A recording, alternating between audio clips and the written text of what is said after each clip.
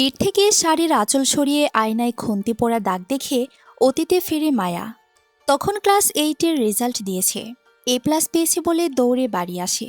মা, মামা, মামিকে জানাবে বলে হুড়মুড় করে ঘরে ঢুকতেই টেবিলে রাখা কাচের জগটা নিচে পড়ে যায়। কি হয়েছে রে বলেই খুন্তি হাতে রান্নাঘর থেকে বের হয়ে আসে মামি। জগ ভেঙেছে বলে ভয়ে ততস্থ হয়ে দাঁড়িয়ে আছে মায়া। কি রে অলক্ষী, দিলি এত দামের জগটা ভেঙে? দাম জানিস কত? তোর বাবা কি কবর থেকে উঠে এসে দাম দেবে? মামি, বাবাকে নিয়ে কেন বলছো? একটা জগই তো। কি, আমার মুখে মুখে চোপা করিস? এত সাহস বেড়েছে? বলেই হাতে থাকা খুন্তি দিয়ে পিঠে লাগিয়ে দেয়। খুব ব্যথা হয়েছিল, চামড়াও উঠে গিয়েছিল, তবে আছে আর ব্যথা নেই। অতীত থেকে ফিরে আসে, আঁচল টেনে পিঠটা ঢেকে নেয়। আজ মায়ার বিয়ে, ঘটা করে বিয়ের আয়োজন করেছে মামা। বাবা বেঁচে থাকলে হয়তো আরও অনেক কিছু হতো। বাবার কথা মনে পড়লে মায়ার চোখে পানি আসে, বা হাতের পিঠ দিয়ে চোখ মুছে নেয়। গ্রাম বলে পার্লারের লোক আসেনি, নিজে নিজেই সাজছে মায়া। দুধে আলতা গায়ের রং, একটু সাজলেই অপসরীর মতো লাগে মায়াকে। মাথায় ঘোমটা টানতেই বাহির থেকে বান্ধবীরা চেঁচিয়ে বলে উঠল, বর আসার সময় হয়ে গিয়েছে, জলদি কর। আমার হয়ে গেছে বলে মায়া খাটে উঠে বসল। অয়ন, আবির আদনান অয়ন, মা বাবার একমাত্র সন্তান। বাবার কোটি টাকার সম্পদের একমাত্র মালিক সে। অথচ আজ বিয়ে করতে যাবে এক অজপাড়া গায়ের গরিব ঘরের মেয়েকে। মেয়েকে দেখেও নি, নামটাও জানে না, বংশ পরিচয় জানা নেই। ভেবে যতটা না রাগ হচ্ছে, তার চেয়ে বেশি রাগ হচ্ছে বাবার ওপর। এশার কথা বলা সত্ত্বেও বাবা ওই গ্রামে বিয়েটা দিচ্ছে। আমি যে এশাকে ভালোবাসি, বাবার কাছে তার গুরুত্বই নেই। পাঞ্জাবি হাতে নিয়ে আয়নার সামনে দাঁড়িয়ে বিড়বিড় করে বলছে অয়ন, রিল্যাক্স মাই সন। বিয়ে হচ্ছে মানে তো এই না যে ওই গায়া মেয়ের সাথে তোমার সংসার করতে হবে। বিয়েটা হতে দাও, টেনশন করো না, আমি আবার তোমার বিয়ে দেব। এশাই হবে এবারের একমাত্র পুত্রবধূ। রুমে ঢুকতে ঢুকতে বললেন, অয়নের মা রাবেয়া যাবেন। মা, তুমিও পারলে না বিয়েটা আটকাতে? করুণ সুরে বলল অয়ন। আহ অয়ন, তুমিও জানো তোমার বাবার মুখের উপর যেমন তোমার কথা বলার সাহস নেই, তেমনি আমার বা আমাদের কারো নেই। অয়ন বিরক্তি নিয়ে মাথা ঘোরায় অন্যদিকে। কই গো অয়ন বাবা, হয়েছে তোমার? জোরে ডাকতে ডাকতে ঘরে আসলেন সাবিনা আক্তার। উনি আদনান সাহেবের দূর সম্পর্কের বোন লাগে, এ বাড়িতেই থাকে। ছোটবেলা থেকে অয়নকে কোলেপিঠে করে ইনি বড় করেছেন। রাবেয়া বেগম তাকে দু চোখে দেখতে না পারলেও আদনান সাহেবও অয়ন তাকে বেশ ভালোবাসে। মনে মনে বলে জান দিয়ে ফেলে অয়ন। চোখে হারায় সাবিনা আক্তারকে। সাবিনা বেগম দরজায় এসে রাবেয়াকে দেখে ঘরে ঢোকার সাহস পায় না। অয়ন ব্যাপারটা বুঝতে পেরে মনে এসো না বলে ওনার হাত ধরে ঘরে নিয়ে এসে খাটে বসায়। রাবেয়া বেগমের সব অপরাধ, অন্যায়, খারাপ কাজে অয়ন বাধা না দিলেও তার মনিকে কিছু বললে সে সমর্থন করে না, পুরো বাড়ি কাঁপিয়ে তোলে। স্বামী মোটেও রাগী নয়, তাই রাবেয়া তাকে ভয় না পেলেও সহজে কিছু বলতে পারে না। কিন্তু ছেলের রাগ সে খুব ভয় পায়। রাগ উঠলেই অয়ন যে কাউকে খুন করে ফেলতে পারে, তাই সে সাবিনাকে কিছু বলতে বা অত্যাচার করতে পারে না। তবে অয়ন বা আদনান সাহেব না থাকলে তা পুষিয়ে নেয়। সাবিনাকে খাটে বসতে দেখে বিরক্ত নিয়ে রুম থেকে বের হয়ে যায় রাবেয়া বেগম। সাবিনা উঠে এসে অয়নকে পাঞ্জাবি পরিয়ে দেয়। অয়ন সালাম করে, মনে প্রাণ ভরে দোয়া করে দেয় তাকে। বেরোনোর জন্য তাড়া দিচ্ছে আদনান সাহেব, তাই অয়নকে নিয়ে বের হলো সাবিনা বেগম। সবাই গাড়িতে উঠতে ব্যস্ত। অয়নদের বাড়িতে বিয়েটা ঘরোয়াভাবে, তেমন কেউ আসেনি। আদনান সাহেব তাদেরকে দাওয়াত করেছে যারা এই বিয়েটাকে নিয়ে কানাঘুষা করবে না। অয়নের দুজন চাচি, একজন মামি, দুটো খালাতো ফুপাতো বোন, আর বাবার বন্ধু কয়েকজনও, কিছু মুরব্বি নিয়ে বিয়ে বাড়ি যাচ্ছে। অয়নও বাধ্য ছেলের মতো গাড়িতে উঠে বসল। কি থেকে কি হয়ে গেল, এরপর কি হবে কিছুই জানা নেই অয়নের। শুধু এটা জানে একটা অশিক্ষিত গাইয়া গরিব ঘরের মেয়ের সাথে সে সংসার করতে পারবে না। আর সংসারের তো কোনো প্রশ্নই আসে না, কারণ সে এশাকে ভালোবাসে আর এশাও তাকে। আর তাছাড়া এশার সাথেই তার যায়, এরকম স্টেটাসলেস মেয়ের সাথে নয়।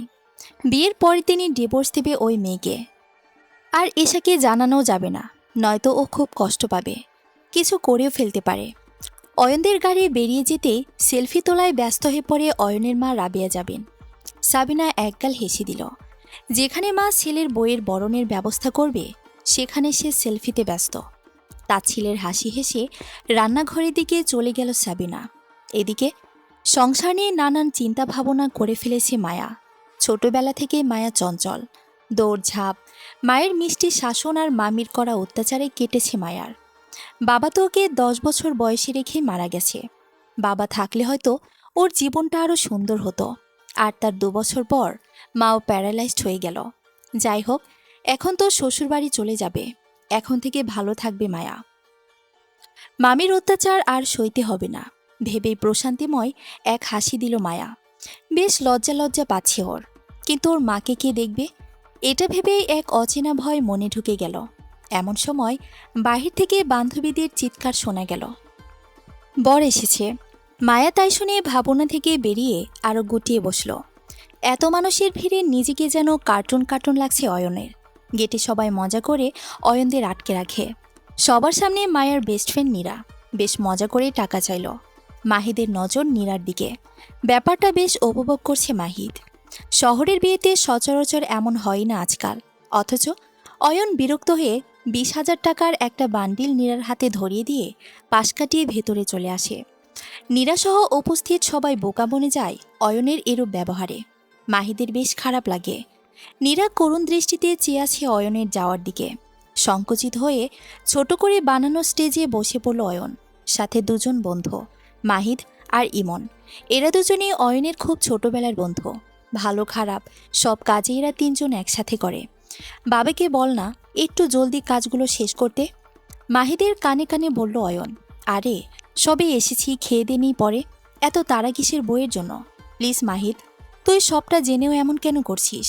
আরে এশাকে ভুলে যা, ওটা ভালোবাসা না, অ্যাট্রাকশন, দেখিস না কি চাড়াল স্বভাব। মাহিদ বলে চেঁচিয়ে ওঠে অয়ন। আশেপাশে অনেকে এদিকে তাকিয়ে আছে। অয়ন মাথা নিচু করে নেয়।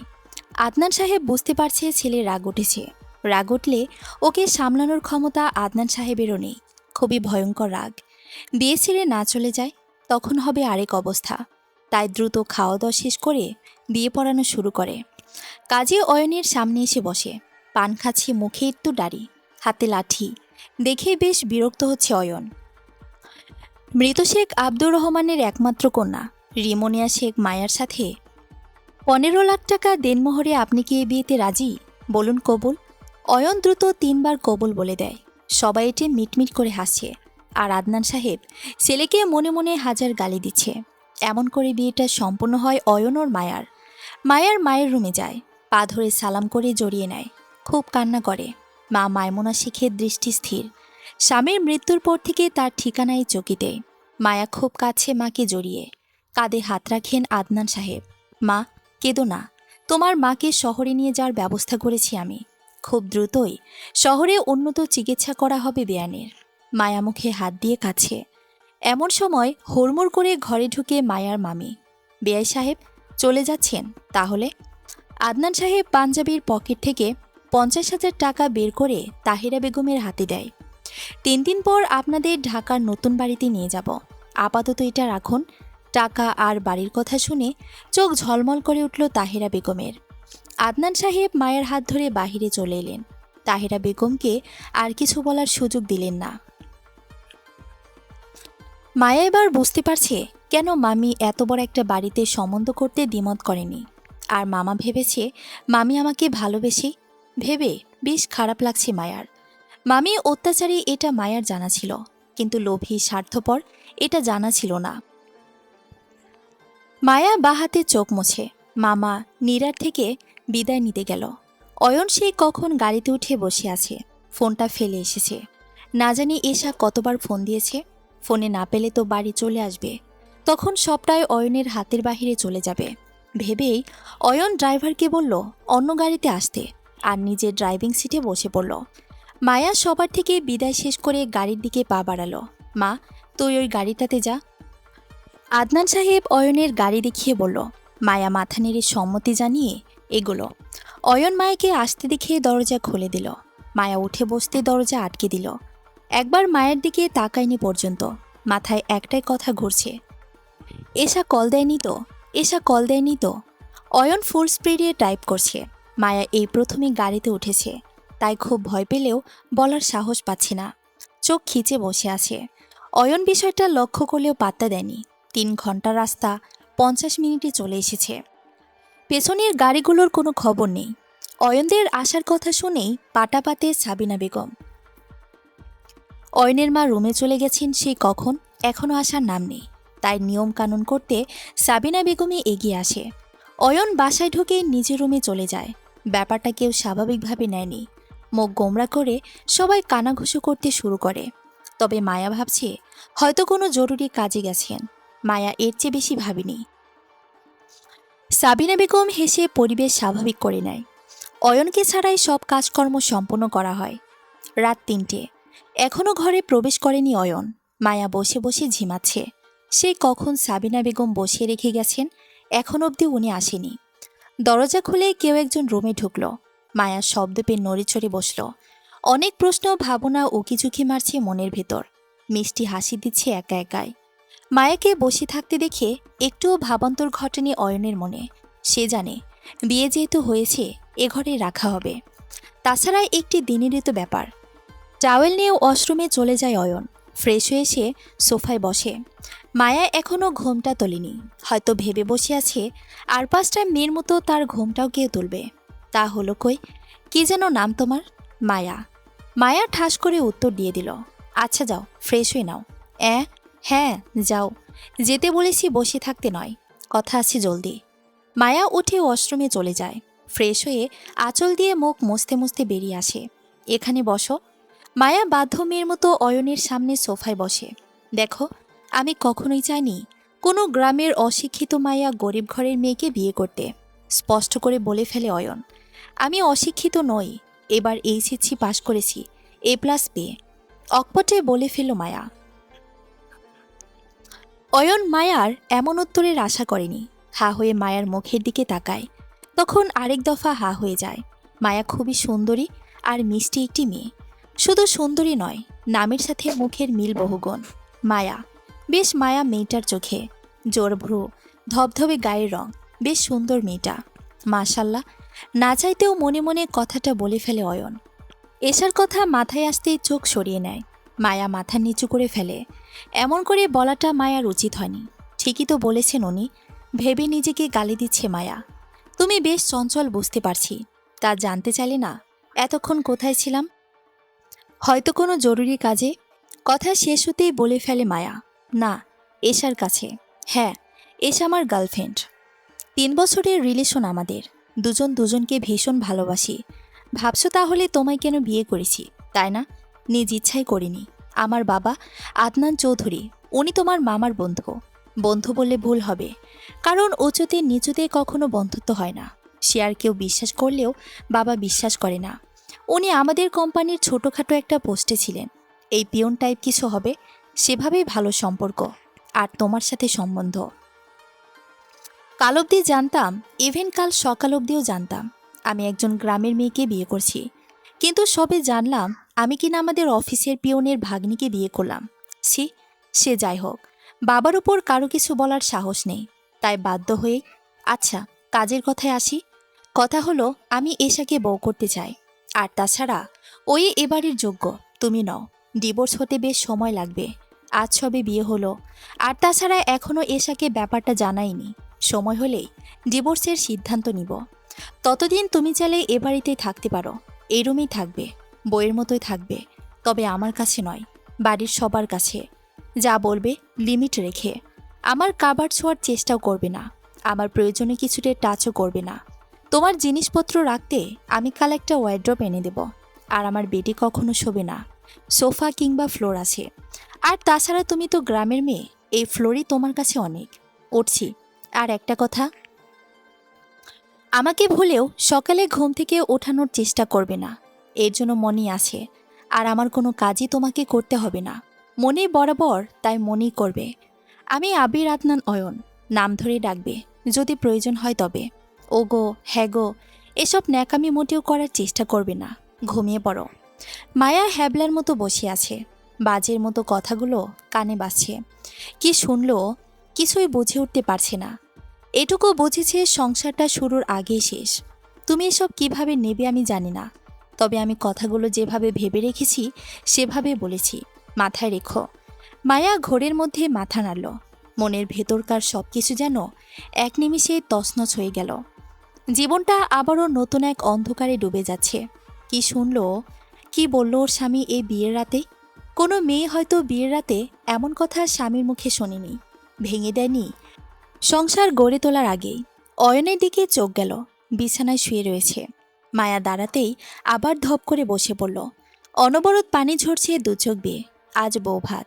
সারা বাড়ি বেশ ভিন্ন রকমভাবে সাজানো হয়েছে। মানুষজন আসতে শুরু করেছে। সাবিনা বেগম এসেছে অয়ন মায়াকে নিয়ে যেতে। যে না দরজায় টোকা দিতে যাবে, অমনি দরজা খুলে মায়া। গাঢ় সবুজ রঙের জামদানি পরিহিত, বেশ লাগছে। তবে মুখ চোখ অসম্ভব ফোলা, চোখ দুটো ভীষণ লাল। সাবিনা বেগম বুঝে নিয়েছেন অয়নের সাথে কিছু একটা হয়েছে। তাহলে অয়ন মায়াকে রাখবে না? বাবা নেই, মা থেকেও নেই। মেয়েটার এমনই দুঃখের শেষ নেই। তার উপর আবার আন্টি। ও আন্টি। মায়ের কথায় ঘোর কাটে সাবিনা বেগমের। অয়ন উঠেছে? না, ঘুমাচ্ছে। ডাক গিয়ে জানা, আপনিই যান।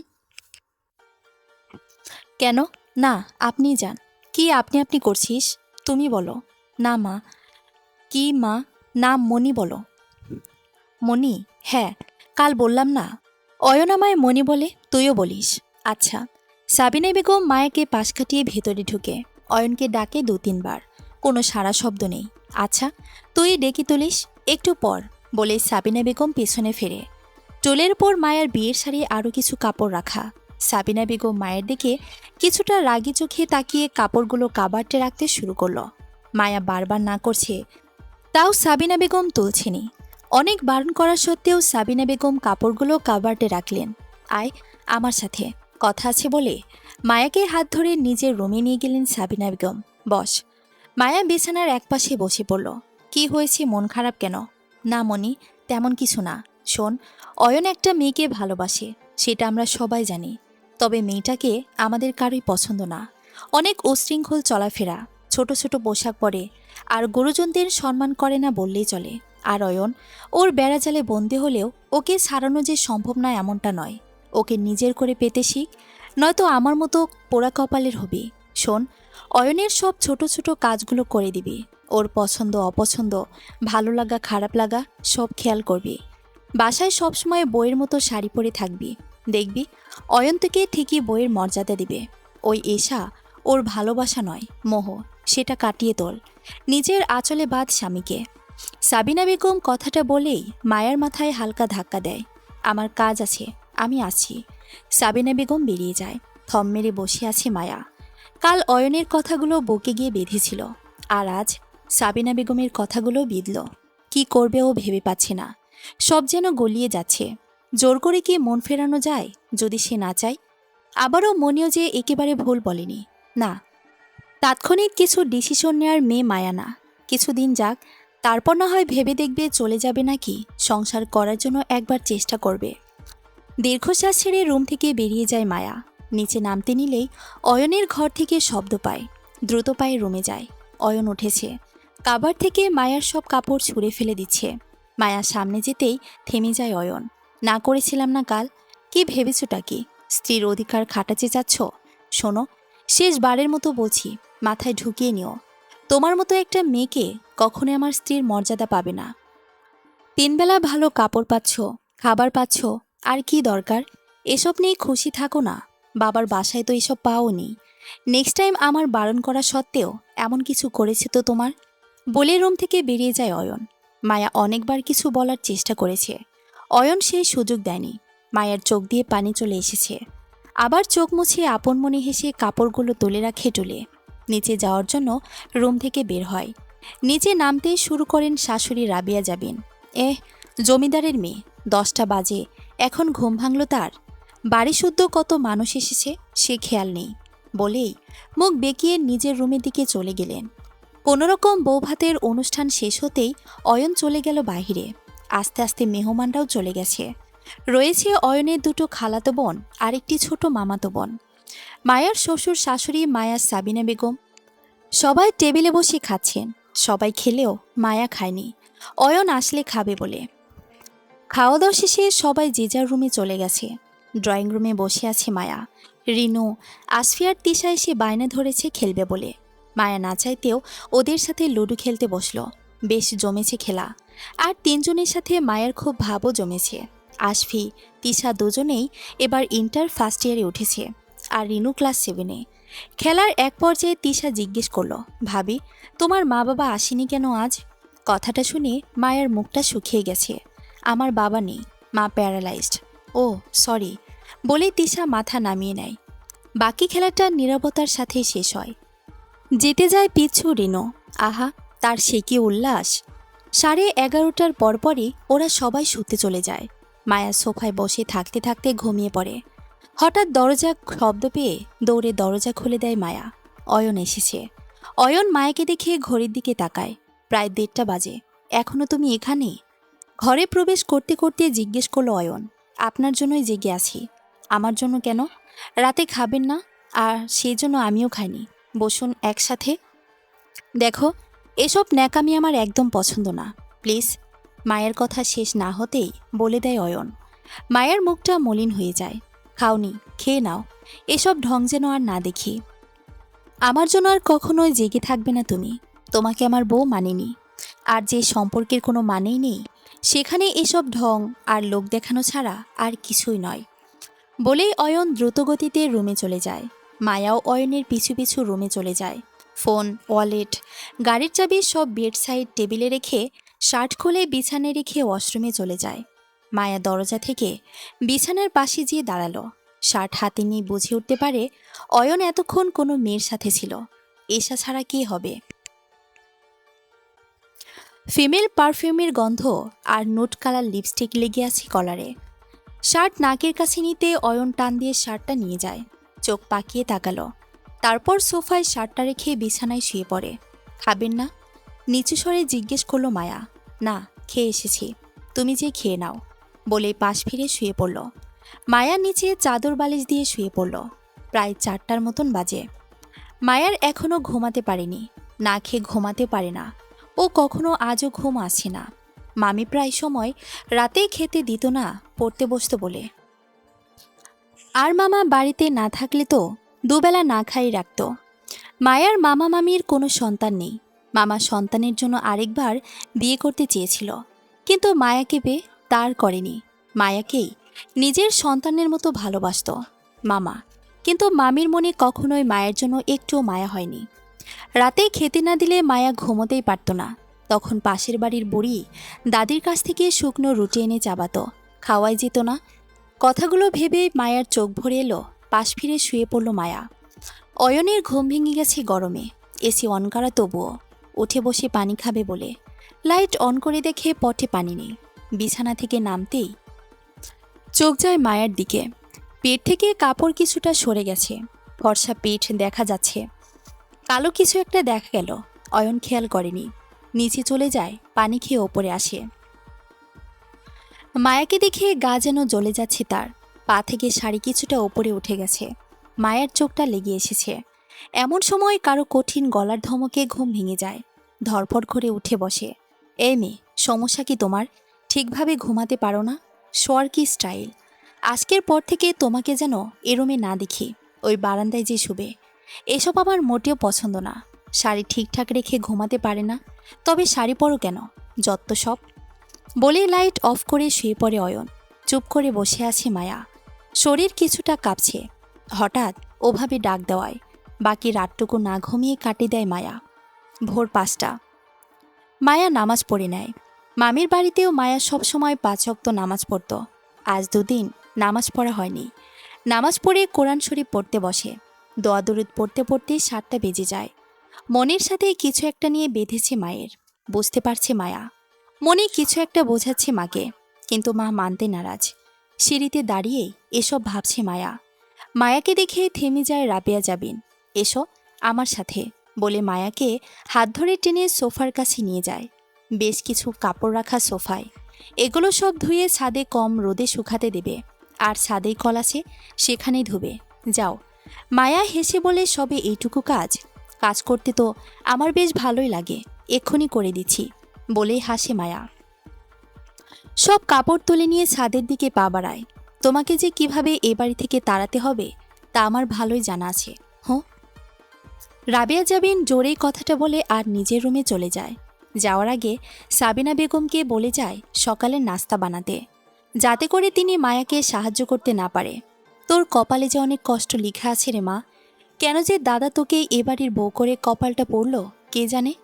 কথাটা বলে আঁচলে চোখ মুছলেন সাবিনা বেগম। সকালে সবাই একসাথে নাস্তা করতে বসেছে। আদনান সাহেব চেয়ারে বসেই মায়ার খোঁজ করতে লাগলেন। সাবিনা বেগম মুন্নিকে দিয়ে ডেকে পাঠালেন। মায়া কাপড় ভিজিয়েছে সব, 3 বালতি কাপড়। তাছাড়া 8টা বাজে, এতেই ছাদের প্রচণ্ড রোদ উঠে গেছে। মায়াও এলো খাবার টেবিলে। কাল দুপুরের পর থেকে কিছু খায়নি, খুব খিদে পেয়েছে। সবাই একসাথে খেতে বসল। মায়া বসতে না চাইলেও আদনান সাহেবের কথাই বসেছে। মায়া মা, তোমার মাকে আজ ঢাকায় শিফট করা হবে। কথাটা শুনেই মায়ার মুখ খুশিতে উজ্জ্বল হয়ে গেল। আর অয়ন, কাল মায়াকে অনার্সে ভর্তি করিয়ে দিয়ে আসবি। আমি আজ ওর সব সার্টিফিকেট নিয়ে আসব। আর স্যারের সাথে আমার কথা বলাই আছে। বাবার কথায় চরম বিরক্ত হলো অয়ন। মায়াকে নিয়ে বের হবেও ইম্পসিবল, কিন্তু কিছু বলতে পারছে না।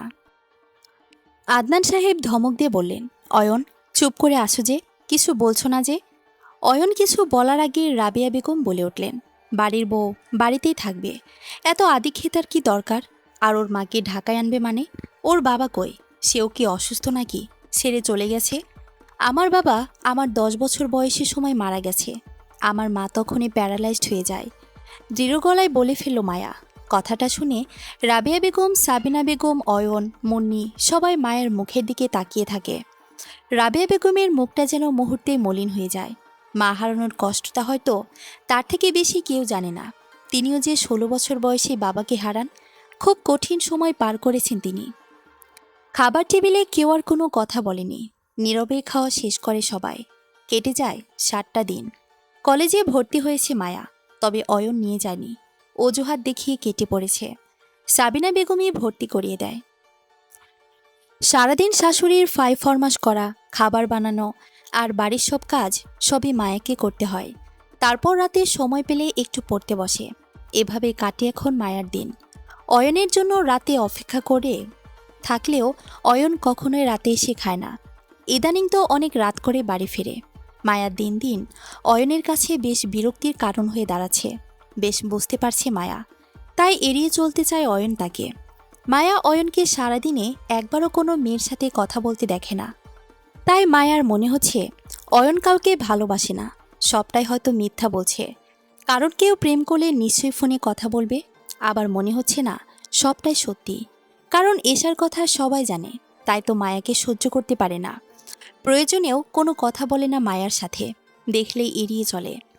বারান্দায় দাঁড়িয়ে আকাশের দিকে তাকিয়ে আছে মায়া। সন্ধ্যা শেষ হয়ে রাতের শুরু সবে। চারিদিকে বেশ অন্ধকার হলেও আকাশটায় চাঁদ আর তারা আছে। বিয়ে করেছো আর আমি জানি না? বাহ। না আসলে তুমি কষ্ট পাবে বলে। আমি কষ্ট পাবো তাই? নাকি বউ চাই আবার গার্লফ্রেন্ডও? কি বলছো ঈশা তুমি? ঠিকই বলছি, আমি তোমাকে ভালোবাসি ঈশা। তাহলে আজই ডিভোর্সের ব্যবস্থা করবে। মিনিমাম 6 মাস তো লাগবেই। গাছেরটা খাবা, তলারটাও কোড়াবা। তোমার এখন ওই দশা হয়েছে। ওই মেয়ের খবর তো আমি কালই নিচ্ছি। কালই যাব তোমাদের বাসায়। হাইপার হচ্ছ কেন? Just shut up. বলেই এশা গাড়ি করে চলে যায়। অয়নের রাগ হচ্ছে। গাড়ি নিয়ে বাড়িমুখী হয় অয়ন। শাশুড়ি মার ডাক পেয়ে দৌড়ে নিচে নামতে যায় মায়া। অয়ন প্রতিদিনকার মতো আজও দেরি করে আসবে। আর মায়াকে জেগে থাকতে দেখে খুব বকে ওপরে চলে যাবে। এটা মায়ার রুটিন হয়ে গিয়েছে। সারাদিন রাতে অয়নের সাথে মায়ের 2বার দেখা হয়। একবার রাতে যখন বাড়ি ফেরে, আরেকবার সকালে খাবার টেবিলে। আর একবারও দেখা হয় না। মায়া নিচে নামতেই রাবেয়া বেগম বললেন তাকে কিছু ফল কেটে দিতে। মায়া ফল বের করে ছুরি দিয়ে কাটছে ডাইনিংয়ের ওপর। তাড়াহুড়ো করতে গিয়ে আঙ্গুলে লেগে যায় ছুরি। বেশ অনেকটা কেটে সাদা মাংস দেখা যাচ্ছে। মায়া একটু আশব্দ করে থেমে যায়। দাঁতে দাঁত চেপে চুপ করে থাকে। রাবেয়া বেগম রান্নাঘরের পাশে রাখা ফিল্টার থেকে পানি খাচ্ছেন। পাশেই ডাইনিং টেবিল। তার চোখে সবটা পড়ে। মায়ের হাত থেকে গল গল করে রক্ত পড়ছে সাদা টাইলসে, অথচ মায়া শক্ত করে দাঁড়িয়ে আছে। রান্নাঘর থেকে দৌড়ে আসে মুন্নি। ভাবি, কতটা কেটে গেছে? চিৎকার করে বলে মুন্নি। আরে ও কিছু না, এতটা কেটে গেছে আর আপনি বলছেন ও কিছু না? অন্য কেউ হলে এতক্ষণে বাড়ি মাথায় তুলতো। হেসে দেয় মায়া। এটা আমার কাছে তেমন কিছুই না। মামি তো এর থেকে বেশি শাস্তি দিত। জানো, একদিন মামি ভাত বসিয়ে দিয়ে বাহিরে যায়, আমায় বলে যায়নি। পড়তে বসেছিলাম বলে খেয়াল করিনি। ভাত একটু নরম হয়ে গিয়েছিল বলে বটি দিয়ে ঢিল ছুঁড়েছিল। অনেক রক্ত পড়েছে পায়ে লেগে, এখনও গর্ত হয়ে আছে। আরও কত কি করতো মামি, কত কত দিন না খাইয়ে কাটিয়েছি জানা নেই। পান থেকে চুন খসলেই মামি বেশ মারত। তখন অনেক যন্ত্রণা হলেও এখন সয়ে গেছে। এখন আর অত ব্যথা হয় না বলেই মলিন হাসে। মায়ের কথায় মুন্নির চোখ ঝাপসা হয়ে ওঠে। রাবেয়া বেগম সবটা শুনে কেঁদে ফেলল, তবে লুকিয়ে ফেলে সে চোখের পানি। অয়ন যে পেছন দিয়ে ওপরে যাচ্ছিল খেয়াল করেনি মায়া। অয়নও মায়ের কথায় থমকে দাঁড়ায়। কতটা কষ্ট সহ্য করেছে এইটুকু একটা মেয়ে। রাবেয়া বেগম দ্রুত পায়ে এসে মায়ের হাত পানির নিচে দেয়। সোফায় বসিয়ে তাড়াতাড়ি করে বায়োডিন দিয়ে রক্ত বন্ধ করে ব্যান্ডেজ করে দেয়। মায়া অবাক দৃষ্টিতে তাকিয়ে আছে। অয়নও অবাক তার মা। মুন্নি তো ভেবেই পাচ্ছে না রাবেয়া বেগম মায়াকে, এ মেয়ে যাও, নিজের রুমে যাও, আর কাজ দেখাতে হবে না, অনেক দেখেছি, যাও এখন। কিন্তু কোনো কিন্তু না, যাও তো। মায়া মাথা নেড়ে উপরে চলে যায়। মুন্নি, যা ফলগুলো কেটে আমার রুমে নিয়ে যা। কথাটা বলেই রাবেয়া বেগমের চোখ পড়ে নিচের দিকে। ইস, কতটা রক্ত পড়েছে। 6 মাসের রক্ত বেরিয়ে গেছে এক আপেল কাটতে গিয়েই। অয়ন মায়ের পাশে যেয়ে দাঁড়ালো। মা, তুমি কি ওকে মেনে নিয়েছ? কি বলছিস? কি বলছি বোঝো না? আমার তো মনে হয় তুমি ওকে মেনে নিয়েছ। যেভাবে হাত ব্যান্ডেজ করে দিলে, দৌড়ে যেয়ে আবার রেস্ট করতে ওপরে পাঠিয়ে দিলে, আমার তো মনে হয়, আহ অয়ন, তুইও না, তোর বাবা এসে দেখলে কি হতো বুঝিস না, তাই তো ব্যান্ডেজ করে দিলাম। ওসব নিয়ে মাথা ঘামাস না তো, যা রুমে যা। কথাটা বলেই রাবেয়া বেগম নিজের রুমে চলে গেল। না, মা ওর প্রতি দুর্বল হলেও আমার হলে চলবে না। যেভাবেই হোক ওকে ওর জীবন থেকে তাড়াতেই হবে। সিঁড়ি বেয়ে উঠছে আর ভাবছে অয়ন। মায়া টুলে বসে আছে, হাঁটতে বেশ যন্ত্রণা করছে, তবে মুখ বন্ধ করে তা সই নিচ্ছে মায়া। সামান্য ব্যথায় কাদামানির লোক হাসানো ছাড়া আর কিছু না, এটাই মনে হচ্ছে মায়ার। অয়ন রুমে এসে প্রতিদিনকার মতো প্রয়োজনীয় জিনিস টেবিলে রেখে শার্ট খুলে ওয়াশরুমে চলে যায়। মায়ের দিকে ফিরেও তাকায় না। মায়া নিচে যায় খাবার আনতে অয়নের জন্য। রাবেয়া বেগম খাটে বসে আছে, টিভি চলছে, সেদিকে তার মন নেই। ফল হাতে নিয়ে মায়ের কথা ভাবছে সে। মেয়েটা মাশাল্লাহ, বেশ রূপবতী, যেমন দেখতে তেমনই চুল, তেমনি গুণের। বউ হিসেবে এমন মেয়ে একদম 100-এ 100। পড়ালেখাও তো করছে, কি সুন্দর শাড়ি পরে পায়ে নূপুর পরে পুরো বাড়ি ঘুরে বেড়ায়। কিন্তু ও যে গ্রামের মেয়ে, এটাই কি ওর দোষ? না, ওর কোনো দোষ নেই। তবে আমার ছেলে অন্য মেয়েকে ভালোবাসে, তাই তাকে পুত্রবধূ করবে সে। এসাও তো ভালোই সুন্দর, মডার্ন, যাই হোক, তার ছেলের খুশিতেই তার খুশি, অন্য কিছু ভাববে না সে। ও মেয়ের কথাও না। কি ভাবছ? আদনান সাহেবের কথায় ভাবনা থেকে বেরিয়ে আসে রাবিয়া যাবেন। হ্যাঁ, কিছু না বলে উঠে যায় খাট থেকে। টেবিলে খাবার রেখে নিচে চলে যায় মায়া। সাবিনা বেগমও আজকাল রুম থেকে বেশি বের হয় না, সবার সাথে তেমন কথাও বলে না। মায়া সাবিনা বেগমের রুমে যায়। মনি, আসবো? আয় না। শোয়া থেকে উঠে বসে বলল সাবিনা বেগম। মনি, তোমার কি কিছু হয়েছে? না তো, দ্রুত বলে ফেলেন তিনি। অসুস্থ? আজ কয়েকদিন ধরে দেখছি তুমি যেন কেমন হয়ে গেছো। আরে না, তেমন কিছুই না, বয়স হচ্ছে তো তাই আর কি। এমন সময় রুমে আসে অয়ন, হাতে খাবারের প্লেট। মনি মনি বলে চিৎকার করতে করতে রুমে ঢুকে। মায়াকে দেখেও না দেখার ভান করে মনির কাছে যেয়ে বসে। মনি, আমার খাইয়ে দাও তো, অনেক দিন হলো খাই না তোমার হাতে। সাবিনা হাত ধুয়ে অয়নকে খাইয়ে দিতে লাগলো। মায়া বসে বসে দেখছে শুধু। মায়া, আয়, তোকেও খাইয়ে দিই, বস। মায়া প্রথমে না করলেও সাবিনা বেগমের জোরাজুরিতে খেলো। অয়ন সঙ্গে সঙ্গে উঠে গেল, আর খেলোই না। ব্যাপারটা মায়া বুঝতে পেরে সে উঠে গেল। সাবিনা বেগমের খুব খারাপ লেগেছে অয়নের এরূপ ব্যবহারে। রাতে আর খায়নি মায়া। মায়া বারান্দায় চাদর বালিশ নিয়ে শুয়ে পড়ল। হাতের ব্যথা, আর বাহিরে প্রচণ্ড ঝড়ো হাওয়া, তাই জলদি ঘুমিয়ে পড়েছে মায়া। অয়ন ঘুমায়নি। কাল এসে এসে কেমন রিয়্যাক্ট করবে তাই ভাবছে অয়ন। মায়া যে এশার থেকে অনেক সুন্দর। হঠাৎই ঝড় আসতে শুরু করলো।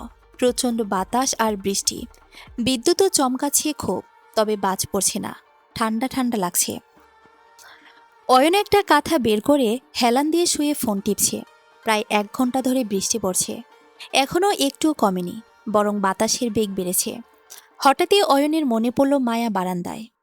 বারান্দায় তো বেশ পানি আসে, কারণ শুধু গ্রিল দেওয়া। ও কি ওঠেনি? হয়তো উঠেছে, রুমে আসছে না। আর ওই পানিতে কি বসে থাকবে? নানান কিছু ভেবে অয়ন লাইট জ্বালাতে যায়। কারেন্ট তো, কিন্তু আইপিএস থাকার কথা সেটাও নেই। অয়ন ফোনের ফ্ল্যাশ অন করে পা টিপে টিপে বারান্দায় যায়। চোখ যেন কপালে উঠে গেল অয়নের। বাতাসে সব বৃষ্টি এদিকে আসে, আর মায়া ভিজে একাকার, কাছেও। অয়ন মায়ার মাথার কাছে বসে ডাকতে শুরু করলো। মায়া লড়ছেও না, কোনো সারা শব্দও করছে না। বেশ কিছুক্ষণ ডাকার পর কোনো শব্দ না পেয়ে অয়ন মায়ার হাত ধরে ডাকতে যায়। কিছু একটা বাধা দিচ্ছে, আবার কিছু একটা বলছে ডেকে তোল, মেয়েটা অসুস্থ হয়ে যাবে। অয়ন অতশত না ভেবে মায়াকে ডাকতে শুরু করে। হাত ধরতেই বুঝে যায় মায়ার জ্বরে গা পুড়ে যাচ্ছে, আর কাঁপছেও। অয়ন তাড়াতাড়ি করে মায়াকে কোলে তুলে নেয়, অন্ধকারে খাটে শুয়ে দেয়। ফোনে নিয়ে তাড়াতাড়ি করে কাভার থেকে কম্বল বের করে শরীরে দেয়। বৃষ্টি না কমলেও বাতাস কিছুটা কমে এসেছে। হঠাৎই আইপিএস এসে পড়ে। মায়াকে বেশ কাঁপতে দেখে কি করবে ভেবে পাচ্ছে না অয়ন। দৌড়ে যায় মনির ঘরে। দরজায় টোকা দিয়ে বেশ কয়েকবার ডাকলেও বৃষ্টির কারণেই কিছু শুনতে পাবে না বুঝছে অয়ন।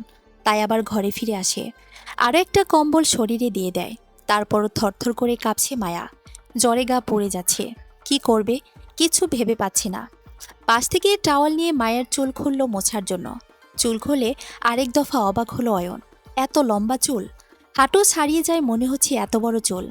অয়ন বেশ সময় নিয়ে চুল মুছে দিল। শাড়িও তো ভেজা, বিছানাও ভিজে যাচ্ছে। অয়ন মুখ হাত মুছে দিতে শুরু করলো। এতক্ষণ কেমন একটা লাগলেও এখন আর অয়নের কোনো প্রকার বাধা কাজ করছে না মনে। এশাকে অয়ন কখনই নিজে থেকে ছোঁয়নি। এশা সবসময় অয়নকে ভালোবাসত, আদর করত। এশাকে ছুতে গেলেও অয়নের একটা বাধা কাজ করে সব সময়, অথচ রিলেশন 3 বছরের। কিন্তু কেন যেন আজ মায়ের ক্ষেত্রে তা হচ্ছে না। হয়তো অসুস্থ বলে, বা তার স্ত্রী বলে। এসব ভাবতে ভাবতেই অয়ন মায়ের শরীর মুছে দিল। শাড়ি পাল্টে দেওয়া তার পক্ষে সম্ভব না, তাই অয়ন মায়ের চুলগুলো একপাশে মেলে দিয়ে আরেক পাশে বসে পড়ল, বেশ কাছে, তাই মাথায় জলপটিও দিতে পারছে না। ড্রয়ার থেকে নাপা এনে কোনো রকম খাইয়ে দিল। চোখ মুখ যেমন জ্বলে পড়ে যাচ্ছে, তেমনি অসম্ভব লাল হয়ে আছে। বেশ ভয় পেয়ে যায় অয়ন। উপায়ন্তর না পেয়ে শাড়িটা কোনোরকম ছাড়িয়ে 2টো কম্বল দিয়ে দেয়। তারপর মায়াকে শক্ত করে জড়িয়ে ধরে শুয়ে পড়ে। তারপরও মায়া কাঁপছে তো কাঁপছেই। লাইটের আলোতে স্পষ্ট বোঝা যাচ্ছে সেন্সলেস হয়ে গেছে। অয়ন প্রায় কেঁদে দিবে এমন অবস্থা। কে থেকে কি হয়ে গেল। প্রায় ঘণ্টাখানিক পর মায়া স্থির হলো। পরম নিশ্চিন্তে ঘুমিয়ে আসে। মলিন হয়ে আছে মুখটা, ঠান্ডার কারণে নাকটা লাল হয়ে আছে। সারা রাত জেগে থাকার পর ভোরের দিকে ঘুমিয়ে যায় অয়ন। প্রায় 9টা বাজে। মায়ার ঘুম ভেঙে যায়। নিজেকে খাটে দেখে অবাক হয়ে তার চেয়ে বেশি অবাক হয় নিজেকে অয়নের বাহুডরে দেখে। কি হয়েছিল? ও এখানে কেন? অয়ন কেন এভাবে শক্ত করে ধরে আছে? শরীর ঘামে ভিজে আছে, সাথে অয়নের শরীরও। আর কিছু না ভেবে মায়া লাফিয়ে উঠে ওয়াশরুমে চলে যায়। গোসল সেরে বেরিয়ে দেখে অয়ন ঘুমাচ্ছে। কম্বল 2টো গুছিয়ে খাটের পাশে রেখে নিচে চলে যায়। নামতেই এক বড়সড় সুখবর পায় মায়া।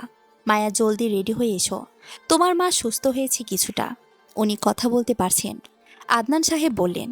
নিচে নামতে মায়া এত বড়সড় একটা সুখবর পাবে ভাবতেই পারেনি। আমি আসি এখনই, বলে মায়া উপরে চলে যায়। সাবিনা বেগম হেসে বলে, পাগলি একটা। রাবেয়া মনে মনে হাসলেও প্রকাশ করতে চাইছে না, বুঝতে পারছে আদনান সাহেব। মায়ার রুমে ঢুকে দেখে অয়ন ফোন টিপছে। মায়া খুব তাড়াতাড়ি করে কাপড় নিচ্ছে, ব্যাগ গোছাচ্ছে। কাল যে এত জ্বর হলো, আর সকাল সকাল কোথায় যাওয়া হচ্ছে? ফোনের দিকে তাকিয়ে বলল অয়ন, মা, মা কথা বলতে পারছে।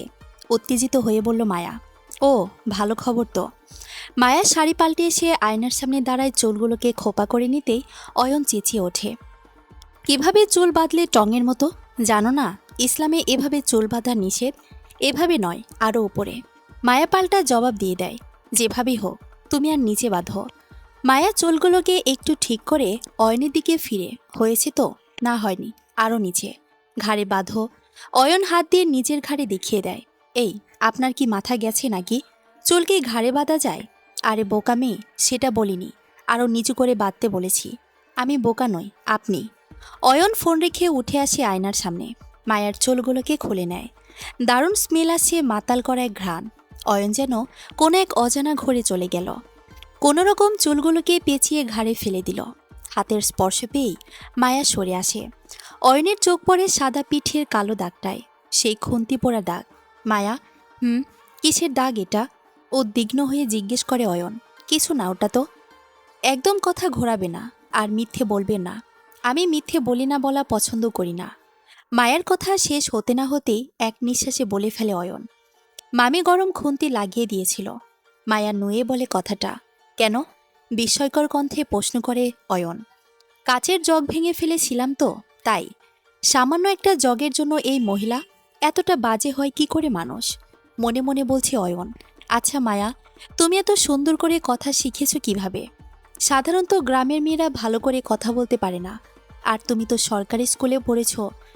মায়ার মলিন মুখ দেখে অয়ন কথা ঘোরাতে বলে। মায়া ধীর পায়ে হেঁটে টুলে বসে। জানেন তো, একসময় আমিও নামকরা স্কুলে পড়তাম। আপনাদের মতো না হলেও বেশ ভালো বাড়ি, সম্পদ, টাকা ছিল আমাদের। বাবা বিদেশি ছিল চাকুরি সূত্রে। বসুন্ধরা ইন্ডাস্ট্রিজের নাম শুনেছেন তো? তারই মালিক ছিল বাবা। বেশ বিলাসবহুল জীবন কাটিয়েছিলাম 12টি বছর। একদিন হঠাৎ বাবার ক্যান্সার ধরা পড়ে। Last stage. কোটি কোটি টাকা খরচ শুরু হয় বাবার জন্য। ক্যাশটা টাকা শেষ হয়, তারপর জমি জমা বিক্রি। 1 বছরে কোম্পানি হয় বেহাল দশা। নিলামে ওঠে, বাবা বিছানায় পড়ে যায়। হঠাৎ একদিন বাবা স্ট্রোক করে।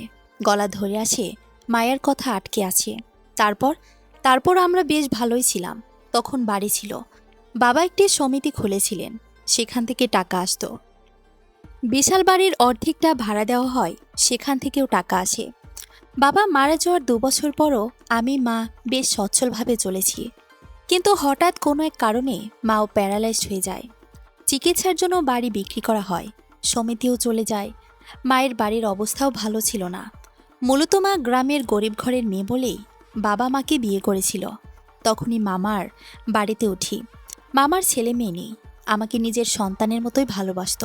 কিন্তু তারপর মামা সেখানেই সরকারি স্কুলে ভর্তি করিয়ে দেয়। প্রথম প্রথম চলতে খুব কষ্ট হতো। ছোট ছিলাম, মানিয়ে নিতে কষ্ট হয়েছিল। পরিষ্কার পরিচ্ছন্নভাবে স্কুলে যেতাম, আর সুন্দর করে কথা বলতাম বলে ক্লাসে অনেক কিছু সহ্য করতে হয়েছে। কেঁদে বাড়ি ফিরতাম, বলতে পারতাম না কাউকে। মামা কাজে, মা অবশ। মামি তো কখনো শুনতই না। তখন থেকে আস্তে আস্তে সব অভ্যাস হয়ে গেছে। বা হাত দিয়ে চোখ মুছে মায়া উঠে পড়ল। এমন সময় আদনান সাহেব নিচ থেকে ডাকলেন, মা, আর কতক্ষণ, এসো এবার, দেরি হয়ে গেল তো।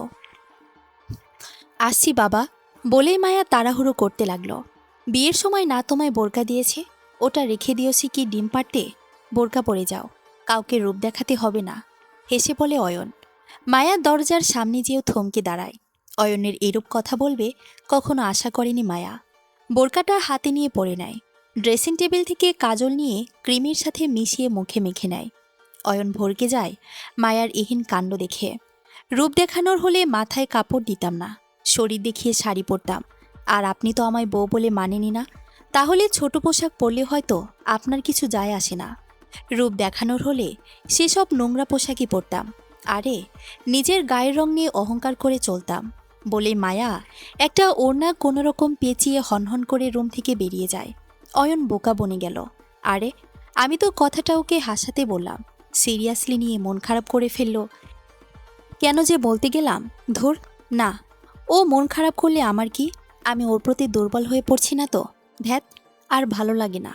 কবে যে এই প্যারা থেকে বের হতে পারবো? নিজ মনে বলেই অয়ন ফোন লাগায় এশাকে। হ্যালো এশা, আসি আমি আধ ঘন্টার মধ্যেই। আরে শোনো তো আমার কথা।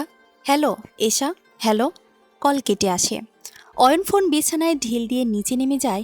মা, এশা আসছে, মনি ওর জন্য নাস্তা রেডি করো, বলেই অয়ন ওপরে চলে আসে। বেশ সুন্দর করে রেডি হয়ে নিল। রাবেয়া ও সাবিনা বেগম পাশাপাশি দুটো সোফায় বসে আছে। আজকাল সাবিনা বেগমের শরীর মোটেও ভালো যাচ্ছে না।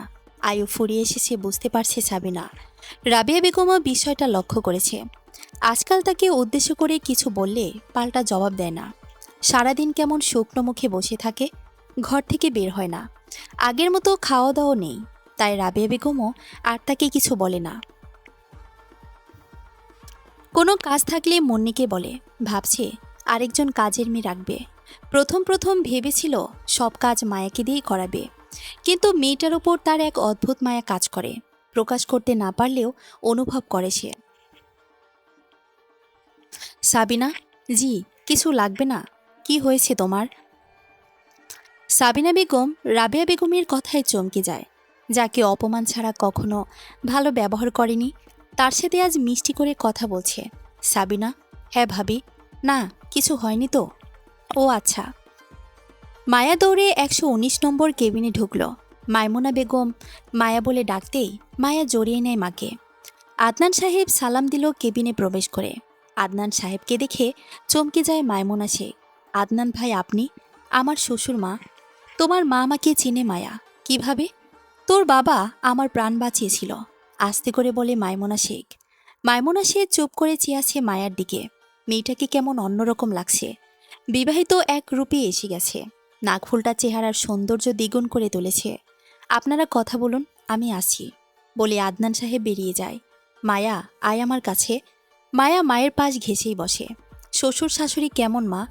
আদনান চৌধুরী মানে বেয়াই তো খুব ভালো লোক, কিন্তু বাড়ির অন্য সবাই? সবাই খুব ভালো মা, সবাই অনেক ভালোবাসে আমায়। জামাই খেয়াল রাখে তো, যত্ন করে, খুব করে মা। সেও অনেক ভালো, সবাই অনেক ভালোবাসে। গরিব বলে দূরে ঠেলে দেয়নি, সবাই খুব ভালো, মিশুক। শাশুড়িমাও অনেক ভালো। হাত কেটে গিয়েছিল বলে সঙ্গে সঙ্গে বেঁধে দিয়ে শাসন করে ওপরে পাঠিয়ে দিল রেস্ট নিতে। কাজও তেমন করতে হয় না। যাক মা, শুনেও শান্তি পেলাম। শোন, তুইও শ্বশুরবাড়ির সবার অনেক খেয়াল রাখবি। আমি আর কতদিন? বাবা নেই, এখন ওনারাই তোর সব। সবাইকে ভালোবাসবি। আমায় শুয়ে কথা দে, ও বাড়ি যাই হয়ে যাক, স্বামীর সাথে যাই হোক, কখনো ওই বাড়ি ছেড়ে চলে আসবি না। কথা দে। মায়া কি করবে বুঝে উঠতে পারছে না। 6-7 দিন পর তো ওকে বেরিয়ে যেতেই হবে। কি বলবে ও? মায়া, হ্যাঁ মা, এই যে ছুঁয়ে কথা দিলাম, তোমার কথা রাখবো আমি, যেভাবে হোক রাখবো। আদনান সাহেব মামির সব কথা শুনে নেয়। যেভাবে হোক অয়নকে সে সাংসারিক করবেই। মায়া জীবনে অনেক কষ্ট করেছে, এবার সে একটু সুখী দেখতে চায় তার মায়া মাকে। সেখান থেকে সরে যায় আদনান চৌধুরী। ইমনকে ফোন লাগায়। হ্যালো ইমন। জি আঙ্কেল বলুন। আমি জানি তুমি ওই মেয়েকে ভালোবাসো, কিন্তু আঙ্কেল, অয়ন আমার কথা শোনো। যেভাবে হোক তুমি ওকে তোমার ফাঁদে ফেলো, বাকিটা আমি দেখছি বলেই কল কেটে দেয়। এমন দীর্ঘশ্বাস ছেড়ে চেয়ারে বসে। মনে পড়ে যায় পুরনো কোনো এক স্মৃতি। এশা, কি পড়েছ এটা তুমি? কেন এশা? আমি তোমাকে ভালোবাসি, আর 5 জন তোমাকে দেখুক, তোমাকে নিয়ে সমালোচনা করুক, এটা আমি চাই না। চাও না তো ব্রেকআপ করে নাও। আমি আমার নিয়মেই চলবো, সেই তুমি হও বা অন্য কেউ। তুমি কি একটু স্যাক্রিফাইস করে চলতে পারো না আমার জন্য? না? তাহলে আজই কি আমাদের শেষ দেখা? তুমি চাইলে আজই শেষ। আছি, ভালো থেকো। সেদিনই শেষ হয়ে যায় ইমন এশার 2 বছর 7 মাসের সম্পর্ক। শুরু হয় অয়নের সাথে। অয়ন জানত না এশা তারই প্রাণপ্রিয় বন্ধুর এক্স ছিল, এখনও জানে না। ইমন প্রথম না জানলেও এখন জানে। 2 মাস আগেই জেনেছে। সেও এক বিশাল ঘটনা। ইমন অতীত থেকে বের হয়ে আসে, প্ল্যান সাজিয়ে নেয় এশাকে নিজের করে পাওয়ার। আর মায়ের জন্য তার খুব দুঃখ হয়। মেয়েটা ছোটবেলা থেকেই দুঃখের সাথী হয়ে গেছে। মায়া মার থেকে বিদায় নিয়ে বাড়ির উদ্দেশ্যে বেরোয়, সাথে আদনান সাহেব। বৌমাকে নামিয়ে দিয়ে অফিস যাবে। এশা এসেছে চৌধুরী বাড়িতে। রাবেয়া বেগম সোফায় বসে টিভি দেখছেন। এশা এসে হনহন করে রুমে ঢুকে সোফায় বসে পড়ল। কেমন আছো? হেসে বললেন রাবেয়া জাবিন। ভালো। আর থাকতে দিলেন কই? ছেলের রিলেশন থাকা সত্ত্বেও লুকিয়ে বিয়ে করে দিলেন গাইয়া এক মেয়ের সাথে। পারেনও তো আপনারা। ব্যাগ থেকে আয়নার লিপস্টিক বের করতে করতে বলল এশা। সাবিনা বেগম রান্নাঘর থেকে সব শুনছে, তবে সামনে যেতে বা জবাব দিতে চায় না সে। বিভিন্ন রকম নাস্তা বানিয়ে দেওয়া হলো এশার সামনে। এটা সেটা দেখে নাক সিট করতেই রাবেয়া বেগম কাস্টার্ডের বাটিটা এশার দিকে এগিয়ে দিয়ে বলল, নেও আম্মু, এটা খাও। না বলে সরিয়ে দিতেই কিছুটা ফলসহ দুধ এশার ড্রেসে পড়ে যায়। আন্টি, কি করলেন এটা? জানেন ড্রেসটা কত শখের আমার? বয়স হয়েছে আপনার, বুঝুন এবার। আদিক্ষেতাটা না করলেই পারেন। এশা, আমি? থামুন তো, আমি ফ্রেশ হয়ে আছি বলেই এশা গেস্ট রুমের দিকে চলে গেল। বাসায় ঢুকলো মায়া। মায়াকে দেখে সাবিনা বেগম কাছে আসলেন। মুখে কি মেখেছিস? যা ধুয়াই, আর চুলগুলো খোপা রাখবি না, যা। মায়া দ্রুত পায়ে রুমে গেল। বোরকা ওড়না রেখে শাড়ি কোমরে গুজে চলে গেল ওয়াশরুমের দিকে। অয়ন তখনও ফোন টিপছে। আর চোখে দেখে নিল মায়াকে। মায়া ফ্রেশ হয়ে নিচে নেমে এলো। মনিকে দিয়ে অয়নকে ডেকে পাঠালো সাবিনা বেগম। ততক্ষণে এশা চলে এসেছে। দুজন দুজনার মুখোমুখি। এশা যেমন হা হয়ে দেখছে মায়াকে, তেমনি মায়াও দেখছে এশাকে। এশা মায়ার সৌন্দর্য দেখে হা, আর মায়া এশার অশালীন পোশাক। এই মেয়ে, এদিকে এসো। মায়ার নীরবে ধীর পায়ে হেঁটে এশার সামনে দাঁড়ালো। কি নাম? রিময়না শেখ মায়া। রাবেয়া জাবিনের চোখে পানি টলমল করছে। এই বুঝি টুপ করে পড়ল। যাও, পাস্তা নিয়ে এসো আমার জন্য। নাম শুনেছে তো কখনো নাকি? না, শুনেছি, আনছি, বলে মায়া চলে যায়। ওপর থেকে নামতে নামতে সবটা দেখে অয়ন। নিচে নামতেই এশা অয়নকে দেখে। জড়িয়ে নেয় মুরব্বীদের সামনে। রাবেয়া বেগম মাথা নামিয়ে নেয়। মায়াকে পাস্তা বানিয়ে দেয় সাবিনা বেগম। মায়ার টেবিলে বাটিটা রাখতেই চুলগুলো খুলে যায়। কিছু চুল বাটির পাশে লাগতেই এশা জলদি একটি চুল টেনে বাটির ওপরে ফেলে দেয়। আর পুরো বাড়ি মাথায় তোলে। ছোট লোকের বাচ্চা সহ ইত্যাদি ইত্যাদি বলে বকে। অয়ন কিছু বলে না, চুপ করে থাকে। তার মধ্যে দোষটা মায়ারই।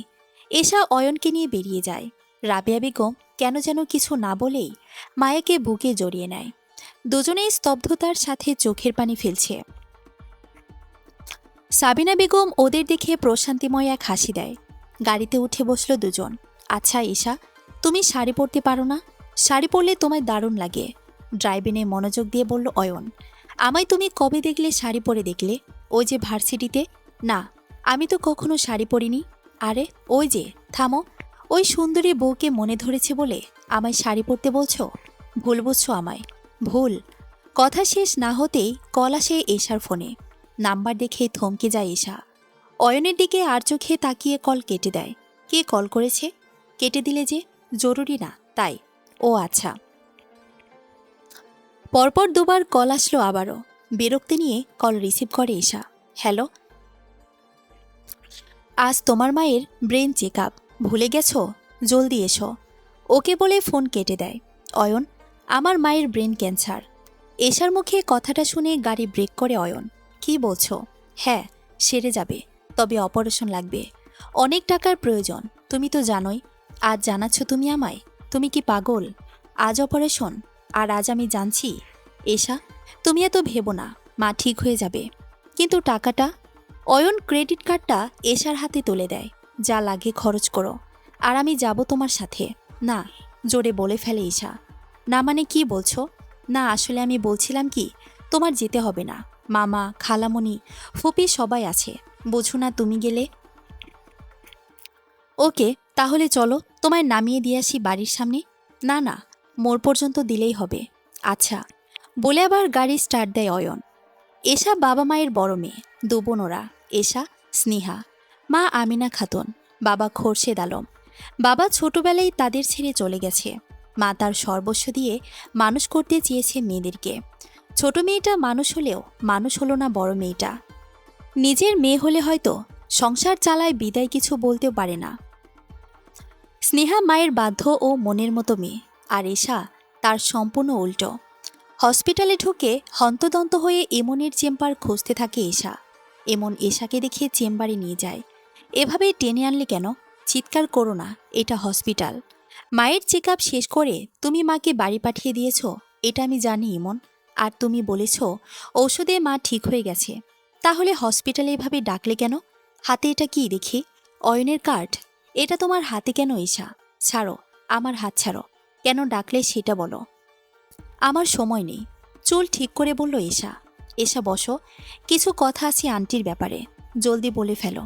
বসতে পারবো না। এশা, মায়ের ব্যাপারে নিশ্চয়ই তুমি তাড়াহুড়ো করবে না। এশা বিরক্তি নিয়ে বসল। বলো এবার। এশা, আমার চোখের দিকে একবার তাকাও তো। কি, এটা তোমার মাকে নিয়ে কথা? এশা, আমি তোমাকে আগের মতোই ভালোবাসি, শুধু তুমি দেখছো না। আমি ভালোবাসি না। আমি তোমার জীবনের প্রথম ছেলে, যাকে তুমি ভালোবেসেছ। এরপর তুমি অনেক রিলেশন করেছ, কিন্তু সবগুলোই স্বার্থের জন্য। আমি জানি সেটা। কি বলতে চাও সেটা বলো। কথা ঘোরাচ্ছ এশা, এমন। আমি তোমাকে বিয়ে করতে চাই। চলো বিয়ে করে নিই। আমাদেরও একটা ছোট্ট সংসার হবে। খুব যত্নে রাখবো তোমায়। সেটা আর সম্ভব না। চলবে। গল্প মায়ার সংসার, প্রথম পর্ব। পরবর্তী পর্ব পড়ার আমন্ত্রণ রইল। ধন্যবাদ সবাইকে।